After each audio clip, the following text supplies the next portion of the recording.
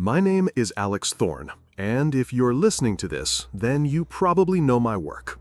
My podcast, Whispers in the Dark, has carved out a pretty decent niche in the crowded world of paranormal investigations.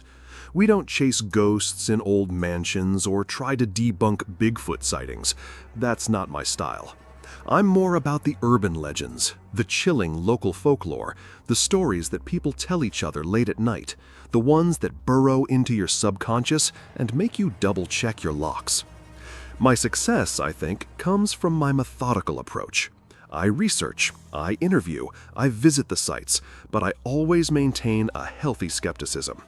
I'm an observer, a narrator, a detached voice in the dark, presenting the evidence and letting my listeners decide. Or at least that's who I was. This latest project, though, this one was different. It started, like many of my ideas, with a deep dive into some obscure online forums, a rabbit hole of forgotten local histories. I stumbled upon the legend of the Whispering Pines cabin, tucked away in a remote corner of the Redwood National Park. The stories were vague, inconsistent, but universally unsettling. Not your typical poltergeist stuff, no slamming doors or floating objects. It was more insidious. People spoke of sounds, whispers when no one was there, footsteps on empty floors, laughter echoing from unoccupied rooms. And the consistent thread? The sounds were always described as personal, like they were tailor-made for the listener, preying on their hidden fears or forgotten memories. One account from the 1970s detailed a man who heard his deceased mother's voice calling his name, clear as day, from the next room, even though he was alone in the cabin. He supposedly left in a screaming fit and was never seen in that part of the Redwoods again. Another, more recent, involved a young woman who swore she heard arguments from her own childhood, her parents' voices rising and falling, even though she was the sole occupant. It was fascinating, terrifying, and utterly perfect for Whispers in the Dark. I knew I had to experience it myself. This wasn't just about recording ambient noise. This was about immersion. To really capture the essence of this legend, I had to put myself in the crucible. I booked the cabin for a week, lying through my teeth about being a nature photographer looking for solitude. The owner, a gruff old man with eyes that seemed to have seen too much of the forest's secrets, just grunted and handed me the keys, muttering something about the silence gets to some folks. I brushed it off. Silence was my friend. Silence was where the whispers lived. The drive was long, winding, the towering redwoods closing in around me like ancient, watchful sentinels. Their sheer scale is humbling, almost oppressive. They block out the sun, casting the forest floor in an eternal twilight. My rented SUV, packed with my recording equipment, high-sensitivity microphones, a multi-track recorder, sound-dampening panels, even a couple of infrared cameras, felt like a tiny metal insect crawling through a world that didn't care about it. The last few miles were on a barely maintained dirt track, branches scraping against the sides, the silence of the forest pressing in even before I reached my destination. And then I saw it. The cabin. It wasn't decrepit or overtly sinister, just old. Weather-beaten timber, a sagging porch, a single lonely chimney. It sat in a small clearing, surrounded by an impenetrable wall of redwoods, looking like it had been swallowed by the forest and only reluctantly coughed back up. No internet, no cell service. Exactly what I wanted. Complete isolation. This was it. My personal deep end. I spent the first few hours meticulously setting up my gear. Mics in every room, the small living area with its dusty fireplace, the cramped kitchen, the single bedroom with a surprisingly comfortable-looking bed. I even set up a mic on the porch, pointed towards the dense forest. I checked battery levels, tested recording levels, calibrated everything until it was perfect. The cabin air was still, thick with the scent of pine and something else, something faintly metallic, like old blood or forgotten rust. I told myself it was just the smell of age. As dusk began to paint the sky in bruised purples and oranges, the forest sounds started to intensify. The rustling of unseen creatures, the distant hoot of an owl, the creak of the old cabin settling. Normal stuff, but I wasn't here for normal. I powered up my recorder, the digital display glowing a faint green in the growing gloom. Day 1, I whispered into the dedicated personal mic I wore clipped to my shirt. Entry 1. Alex Thorne, deep in the Redwoods National Park at the infamous Whispering Pines cabin. Objective: capture empirical evidence of the reported auditory phenomena. Mental state: focused, excited, fully prepared for anything or nothing. I chuckled, a slightly nervous sound in the sudden, profound silence that followed. The forest had gone quiet, almost as if it were listening too. I cooked a simple meal on my portable stove, dehydrated chili, surprisingly edible, and ate it slowly, listening. Just listening. The cabin was a symphony of tiny, natural sounds. The groan of the floorboards as the temperature dropped, the gentle tap of a branch against the window pane, the occasional pop and crackle of the wood stove I'd lit, chasing away the chill. I kept reviewing the live feeds from my mics, watching the sound waves on the recorder's screen. Nothing out of the ordinary, yet. As night deepened, the silence truly became something. It wasn't just an absence of sound, it was a presence. A heavy, breathing blanket that pressed in from all sides, amplifying every tiny internal sound of the cabin and of my own body. My heartbeat seemed unnaturally loud. The rustle of my clothes as I shifted, the subtle hum of my own thoughts, echoing in the vast emptiness. I started to wonder if this was what the old man had meant. Not that the sounds would get to you, but the lack of them. The sheer, overwhelming stillness. It was unsettling in a way I hadn't anticipated.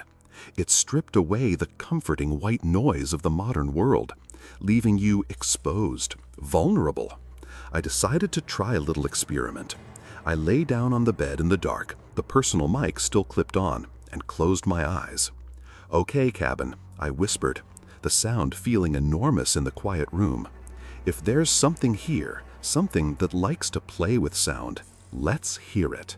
I waited and waited. Nothing. Just the slow, steady rhythm of my own breathing. I almost smiled. Maybe this was all just local superstition, a story grown out of isolation and overactive imaginations. A good story, sure, but nothing more. Then, faint, almost imperceptible, a sound drifted from the living room mic. It was so soft I almost missed it, like a page turning. I held my breath, straining my ears. Had I imagined it? My heart quickened. No, there it was again. A rustle, followed by a barely audible creak, like a floorboard shifting under a light weight. I knew every creak and groan of this cabin by now. This was new. This was different. I grabbed my headphones, plugging them into the recorder. The sounds were clearer now, isolated. The page turning, distinct. And then a whisper. It was incredibly faint, just at the edge of audibility. A low, drawn-out syllable. It wasn't a word, not really. More like a sigh or a hum. But it was definitely there. Not the wind, not the cabin settling. It was too intentional, too close. A chill snaked up my spine. My scientific detachment was starting to fray. I sat up in bed, my eyes wide, staring into the impenetrable darkness of the room. This wasn't what I had expected for the first night. Usually the activity builds slowly. This was a jump right into the deep end. The whisper came again, a little louder this time, and then, unmistakably, a low, throaty chuckle. It wasn't malicious, not overtly threatening. It was playful, like a child's game. But children weren't supposed to be out here, deep in the Redwoods, in an isolated, supposedly haunted cabin. And It felt like it was coming from inside the walls, not the living room, closer. I pulled off the headphones, the sudden silence of the cabin even more jarring after the faint, unsettling sounds. My heart hammered against my ribs. Okay, Alex, don't panic. It's a trick of the mind. The cabin settling, the wind, something. But the rational part of my brain was already losing the argument. I grabbed my flashlight, thumbing it on. The beam cut through the darkness, illuminating the empty room, the neatly made bed, my organized equipment. Nothing. No hidden speaker, no open window. Just silence. I spent the rest of the night on edge, reviewing the recordings again and again. The page turning, the creak, the whisper, the chuckle, they were all there, faint but undeniable. Each time I played them back, they seemed a little clearer, a little more defined.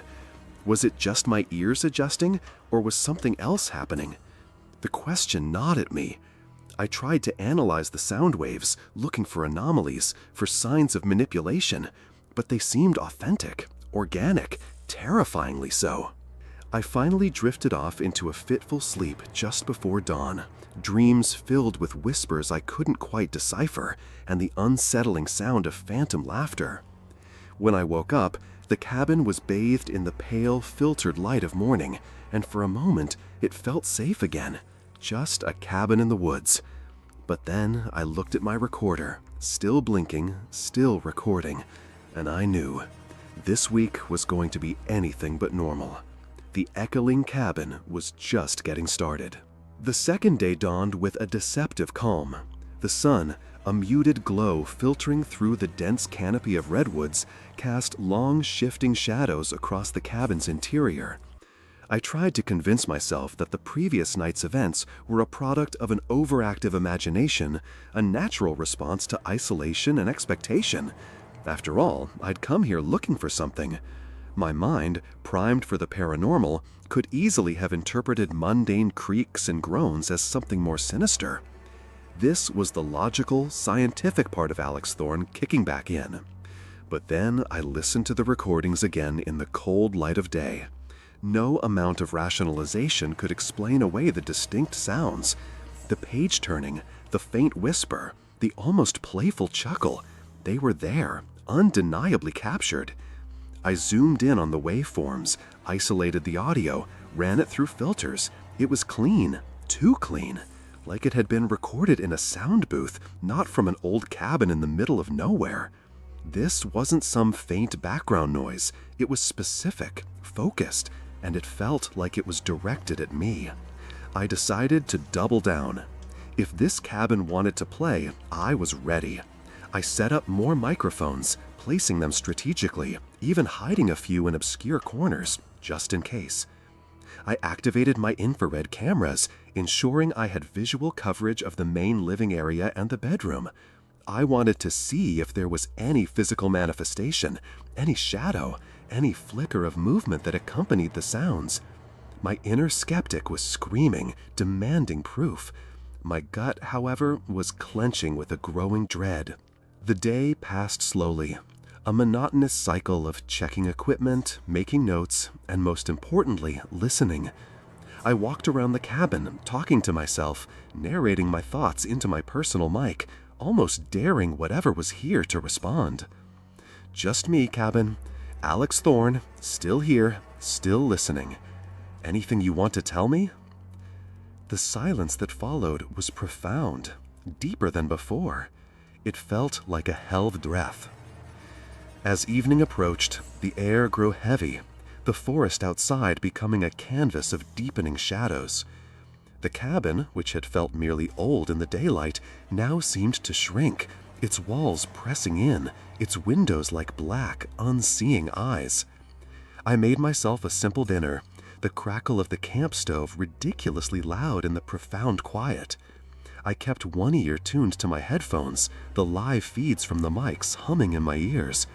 Just the usual creaks and groans of an old structure, the distant calls of night birds. Nothing to report, yet. I settled into the armchair by the cold fireplace, my recorder balanced on my lap, eyes fixed on the glowing green display. The rhythmic undulation of the sound waves was hypnotizing. I was almost lulled into a false sense of security. Then, from the bedroom mic, a sound. It wasn't a whisper this time. It was a faint, almost melodic humming, like someone gently humming a lullaby. My blood ran cold. This wasn't generic. This was familiar. My grandmother used to hum that tune. A silly, nonsensical little melody she'd sing to me when I was a child, trying to get me to sleep. How could a cabin in the middle of the Redwoods know that? I frantically checked the other mic feeds. Nothing on the living room mic, nothing on the porch, just the bedroom. Isolated, personal. The humming continued, soft and insistent. It wasn't perfect. There were slight variations, almost like the humming was being learned as it happened or struggled to remember. A chilling thought struck me. Was it trying to recreate it? I felt a surge of genuine fear, a raw, primal terror that went beyond the intellectual curiosity of a podcast host. This wasn't just sounds. This was a violation. It was reaching into my memories, pulling out something deeply personal, something I rarely even thought about. My hands were shaking as I pulled off the headphones, needing to break the connection, to escape the uncanny intimacy of that sound.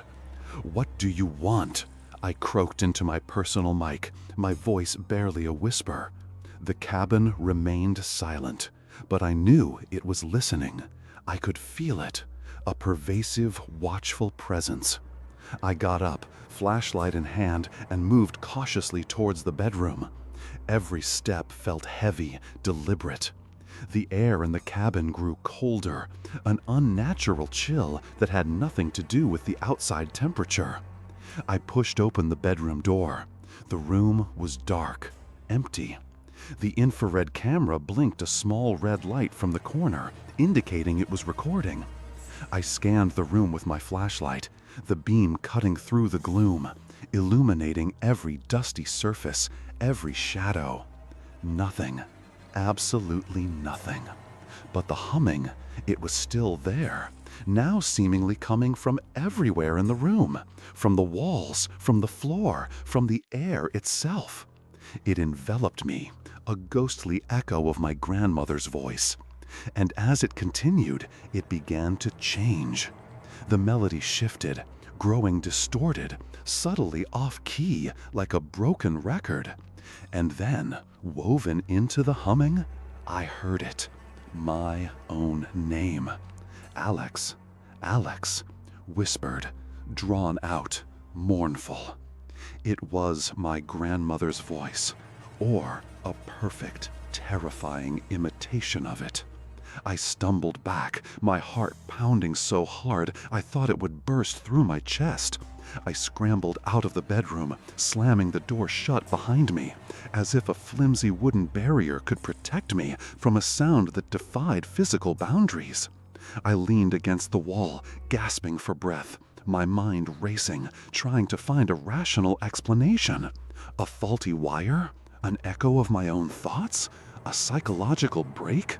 But the sound was too clear, too specific, too personal. I spent the next hour pacing the living room, a wild animal trapped in a cage. The humming and whispers from the bedroom had stopped. The cabin was silent once more, but it was a different kind of silence now. It was charged, expectant, like it was waiting for my next move. I knew with an absolute certainty that chilled me to the bone that the sounds weren't random. They were responsive. They were learning, and they were playing with me. I tried to review the infrared camera footage from the bedroom. My hands trembled as I fast-forwarded through the empty hours, past my initial setup, past me lying on the bed. Then I hit the time when the humming started. The screen showed an empty room, bathed in the eerie green glow of infrared. Nothing. No shimmering form, no movement, no spectral presence. Just an empty room. And yet, the audio feed showed the clear, unmistakable sounds. It was auditory, purely auditory, and that, in a twisted way, made it even more terrifying. There was nothing to fight, nothing to see, just something that could manipulate sound, reaching directly into my memories. A new fear began to settle in, colder and more insidious than the initial shock. What if this wasn't some external entity? What if the cabin, or whatever was in it, didn't create these sounds, but merely amplified what was already inside me? My deepest anxieties, my suppressed memories, my unspoken fears. The thought sent a fresh wave of panic through me. Was I unraveling? Was the isolation, the relentless listening, the constant expectation of the paranormal driving me insane? I tried to call my friend, Sarah, my co-producer, the only person who knew exactly where I was, but there was no signal, just static.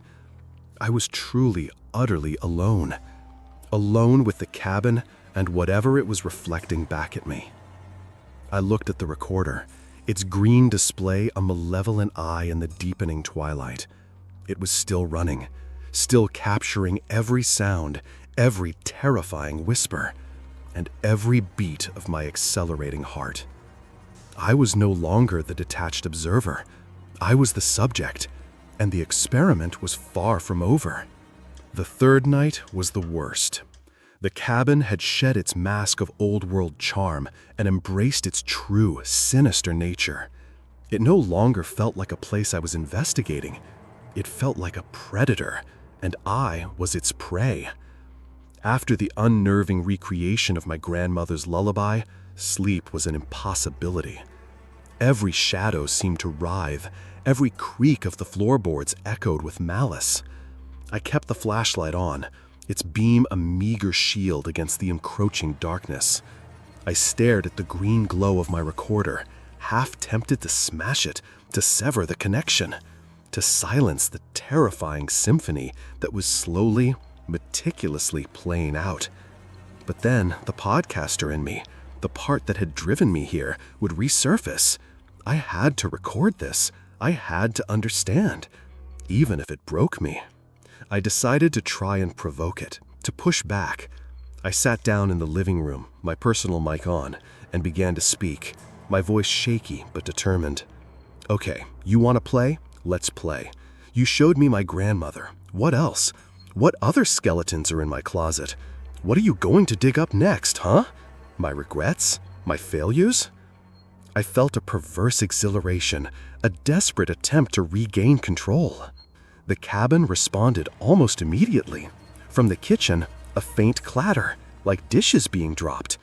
It was followed by a familiar, guttural grunt, not my own, my father's, a sound he used to make when he was frustrated, when he dropped something in the kitchen after a long, stressful day at work. Then another sound, a soft, muffled sob, and a child's voice, small and tremulous. Please stop. Don't yell. My breath hitched. This was a specific memory, one I had buried deep. An argument between my parents late at night when I was no older than 7 or 8. My father stressed, my mother upset, and me hiding in my room, terrified by the raised voices. The cabin was recreating it, note for painful note. The clatter of the dishes, the glunt, my mother's muffled sobs, my own pleading whisper. It was all there, playing out through the kitchen mic, clear as if I was back in that moment. I clamped my hands over my ears, but the sounds penetrated, echoing not just in the headphones, but in my head, raw and vivid. This wasn't just replication, it was reliving. The emotional impact was overwhelming. Tears welled in my eyes, hot and stinging. It wasn't a ghost story anymore. It was an interrogation. The cabin was stripping away my carefully constructed facade, exposing every vulnerability, every hidden wound. I scrambled up, stumbling towards the kitchen, driven by some irrational urge to confront it, to make it stop. The sounds intensified as I approached, the argument growing louder, the voices more distinct, sharper, laced with the bitter edge of real anger and pain. I burst into the kitchen, flashlight beams sweeping frantically across the empty room. Nothing. Just the familiar, dusty appliances, the worn countertop. But the sound, it was right there, in the air, a phantom echo of a distant past. "Stop it!" I screamed, my voice cracking. "Get out of my head! Get out!" The sounds cut off abruptly. The silence that followed was suffocating, heavy with the weight of what I had just experienced. My chest heaved, my breath coming in ragged gasps. I stood in the middle of the kitchen, trembling, the cold seeping into my bones. The cabin seemed to pulse with a malevolent energy, a silent hum of satisfaction. It had found its mark. It had found my deepest fears. I retreated to the living room, collapsing onto the floor, pulling my knees to my chest. The rational part of me was screaming, telling me I was hallucinating, that the isolation was getting to me. But another part, a terrified, gut-level knowing, understood. The cabin wasn't haunted by ghosts. It was haunted by me. It wasn't creating the sounds from thin air.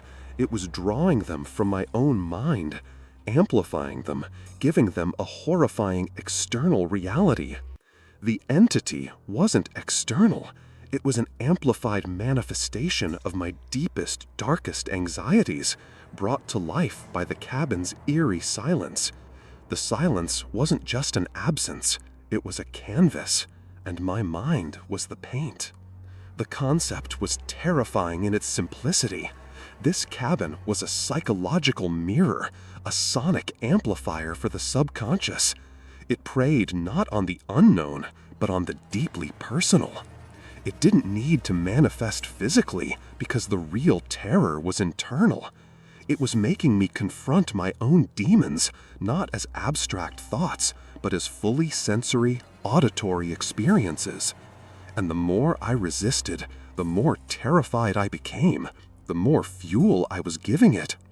I felt a cold, profound despair settle over me. I was trapped, not by walls or locks, but by my own mind, turned against itself. There was no escape. Even if I ran, how could I unhear what I had heard? How could I unlearn that the very fabric of my being could be turned into a weapon against me? I looked at the recorder. It was still running. Its green light was a beacon in the oppressive darkness, a silent testament to my unraveling. I had come here seeking proof of the paranormal, seeking urban legends. I had found something far more chilling. I had found the monster within, given a voice by the very silence I had sought. The cabin remained silent now, a mocking, watchful silence. But I knew it was still there, still listening, still waiting. What else would it dredge up? What other forgotten shame, what other suppressed terror would it force me to face? I was exhausted, physically and mentally, stripped bare by the relentless psychological assault. As the first faint hint of dawn began to seep through the tall redwoods, I closed my eyes, pressing my hands against my temples, trying to shut out the phantom echoes that still resonated in my mind. The story wasn't over. My podcast, Whispers in the Dark, had just found its most terrifying subject. And the host, Alex Thorne, was no longer just narrating. He was living it. And the final chapter was yet to be written. The silence of the redwoods waited, pregnant with unseen horrors, ready to whisper my next fear into existence.